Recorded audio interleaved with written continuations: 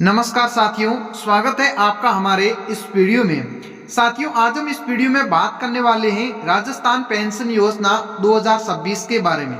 यानी कि आप लोगों ने भी सोशल मीडिया पर यह देखा होगा कि अब 4,000 रुपए जो है सरकार भजनलाल आपके खाते में भेजेगी। लेकिन किन किन लोगों के खाते में ये 4,000 रुपए आएंगे और किन लोगों के खाते में जो है पेंशन ये बंद हो जाएगी, तमाम प्रकार की पूरी अपडेट आज हम इस वीडियो में जानेंगे। अगर आप लोग भी 4,000 रुपए की पेंशन लेना चाहते हैं तो आप इस वीडियो को लास्ट तक जरूर देखिएगा। अगर आप आधी अधूरी जानकारी लेते हैं तो आप लोगों को कुछ भी समझ में नहीं आएगा, और अगर आपकी पेंशन रुकी हुई है तो आप उस पेंशन को फिर से चालू कैसे कर सकते हैं, तमाम प्रकार की जो भी अपडेट है वो आज हम इस वीडियो में बात करेंगे। आखिर में बात करेंगे कि राजस्थान में किन किन लोगों को 4,000 रुपए की ये पेंशन है वो जो मिलेगी।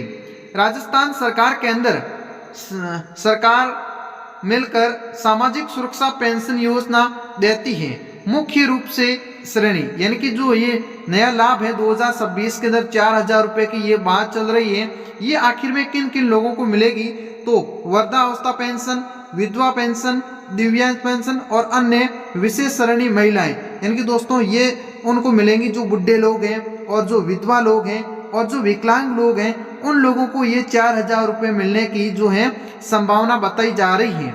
अब आखिर में बात करते हैं कि इसकी सच्चाई क्या है और किन लोगों को मिलेगी और किन लोगों को नहीं मिलेगी।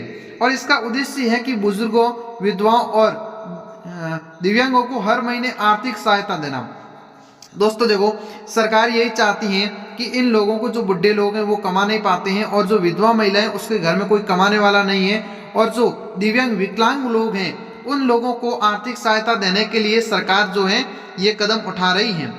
वर्तमान पेंशन कितनी मिलती है, अब जानते हैं कि वर्तमान आप लोगों को पेंशन कितनी मिलती है और आगे आपको पेंशन जो है कितना रुपए मिलेगी। सामाजिक सुरक्षा पेंशन के तहत राज्य सरकार 2,050 रुपए और 1,800 रुपए के बीच में मिलती है। अब राजस्थान के अंदर जो पेंशन मिलती है वो 1,250 रुपए से 1,800 रुपए के बीच में मिलती है। लेकिन क्या सरकार अब उसको 4,000 रुपए करेगी या फिर सोशल मीडिया पर ये अफवाह चल रही है, तमाम प्रकार की अपडेट इसमें हम जानेंगे। राशि देती है, हाल ही में बजट प्रस्तावों से इसे थोड़ा बढ़ाने का सुझाव आया है, लेकिन 4,000 रुपए तय नहीं हुआ है।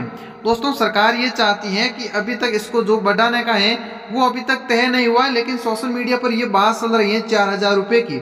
सोशल मीडिया पर जो हर किसी 4,000 रुपए पेंशन जैसी खबरें दिख रही है वो सरकार की घोषणा नहीं है। ऐसी खबरों को आधिकारिक स्रोत सरकार नोटिफिकेशन से पहले सच मानना सुरक्षित नहीं है। दोस्तों, सरकार ने साफ साफ कहा है कि जो 4,000 रुपए की जो ये योजना या फिर अफवाह चल रही है ये अभी तक बिल्कुल पूरी तरह से सच नहीं है। लेकिन ये सरकार ये काफी सारे लोग ये दावा कर रहे हैं कि 4,000 रुपए उन लोगों को मिलना चाहिए जिसकी आर्थिक स्थिति कमजोर है। उन लोगों को 4,000 रुपए देते हैं तो उसकी आर्थिक जो स्थिति है वो और भी ज्यादा मजबूत होगी। लेकिन अभी तक इसका सरकार की ओर से कोई नोटिफिकेशन नहीं आया है कि हाँ वास्तव में 4,000 रुपए मिलेंगे या फिर नहीं मिलेंगे।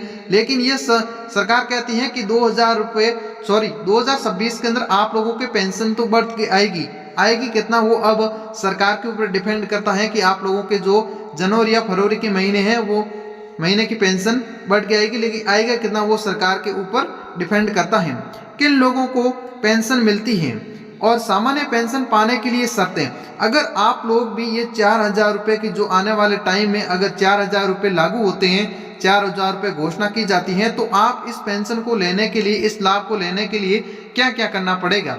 सबसे पहले बात करते हैं राजस्थान का स्थायी निवासी होना। अगर आप राजस्थान के स्थायी निवासी हैं तो आने वाले टाइम में आपको भी 4,000 रुपए का जो पेंशन है वो मिलेगी।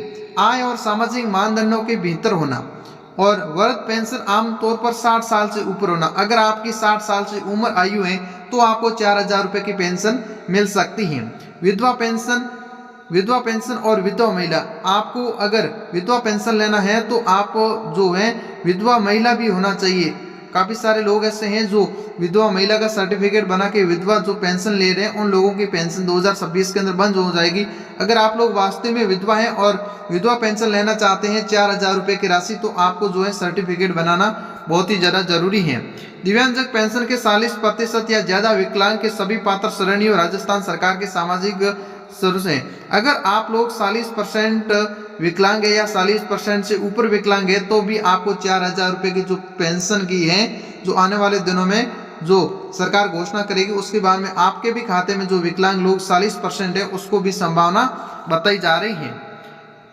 ध्यान दें, विभिन्न योजनाएं आयु, आय सीमा और दस्तावेज अलग अलग हो सकते हैं।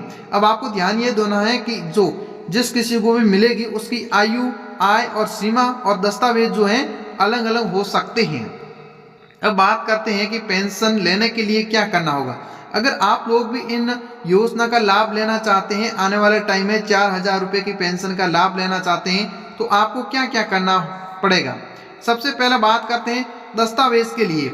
आपको राजस्थान के इस वेबसाइट पे जाके आवेदन करना पड़ेगा, जो है राज एसएसपी पेंशन पोर्टल, इसके ऊपर जाके आपको आवेदन करना पड़ेगा, या फिर आप नजदीक कोई ई मित्र सेंटर है तो वहां जाके आपको इसको आवेदन करना पड़ेगा। लेकिन इसके लिए आपको डॉक्यूमेंट क्या क्या चाहिए वो जान लेते हैं। सबसे पहले आपका आधार कार्ड होना चाहिए, आपका जन आधार कार्ड होना चाहिए, और आगे बात करते हैं आपका उम्र प्रमाण पत्र, लाइफ सर्टिफिकेट वो होना चाहिए, और आपका आय प्रमाण पत्र होना चाहिए। आप अगर दिव्यांग हैं तो आपका दिव्यांग सर्टिफिकेट होना चाहिए, और आपके बैंक के खाते की जो डिटेल है वो भी होना चाहिए। अब बात करते हैं सत्यापन। हर साल जीवित स्थिति सत्यापन कराना होता है। अगर पेंशन धारकों को सत्यापन नहीं कराए गए हैं तो पेंशन रोक दी जाएगी। अगर आप लोगों ने सत्यापन नहीं कराए गए हैं तो आपकी जो पेंशन चालू है वो रोक दी जाएगी, क्योंकि सरकार यही चाहती है कि अभी तक वो आदमी जिंदा है और उस सही जो है लाभार्थी के खाते में पेंशन जानी चाहिए। तो आपको जो है जीवित स्थिति रहने के लिए सत्यापन कराना बहुत ही ज़्यादा जरूरी है। बैंक खाते में भुगतान स्वीकृति के बाद में राशि सीधे पेंशन के खाते में जाती है। आप लोगों की जो भी अगर खाते की डिटेल सही नहीं है तो आप अपने खाते की डिटेल सही कर लीजिए, क्योंकि पेंशन जो है डीबीटी के माध्यम से आप लोगों के खाते में जाती है। घर बैठे सत्यापन के लिए मोबाइल ऐप वो सुविधा उपलब्ध है जिससे आपको बाहर नहीं जाना पड़े। अगर आप पढ़े लिखे हैं तो आप अपने जो है फोन से भी इस प्रकार से जो सत्यापन कर सकते हैं, या फिर आप अपने जो पेंशन 4,000 लेना चाहते हैं तो उसका आप आवेदन कर सकते हैं। अगर आप पढ़े लिखे नहीं हैं तो आप अपने नजदीकी ई मित्र पर जाकर भी जो है इस योजना का आप आने वाले टाइम में लाभ ले सकते हैं।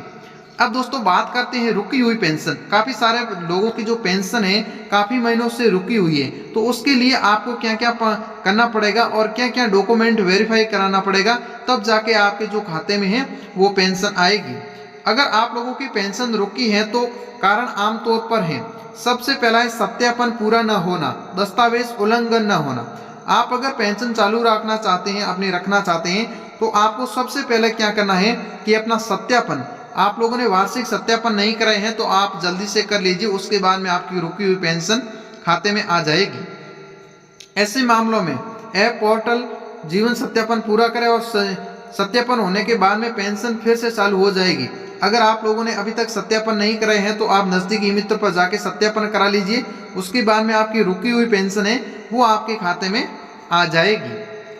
तो दोस्तों ये थी मेन बात। अगर आप लोगों की पेंशन रुकी गई है तो ज़्यादातर यही होता है कि आपकी पेंशन रुकती है सत्यापन के कारण, तो आप जल्द से जल्द सत्यापन करा लें, उसके बाद में आपके खाते में रुकी हुई पेंशन आ जाएगी। तमाम प्रकार के ऐसे अपडेट, सरकारी अपडेट देखने के लिए आप इस चैनल को सब्सक्राइब जरूर करिएगा। और हम लोग सरकार की ओर से कोई भी वेबसाइट की और कोई भी नोटिफिकेशन आता है तो सबसे पहले इस चैनल पर आप लोगों को वीडियो बना के समझाने या फिर बताने की कोशिश करते हैं, तो आप इस चैनल को सब्सक्राइब जरूर करिएगा। जय हिंद, वंदे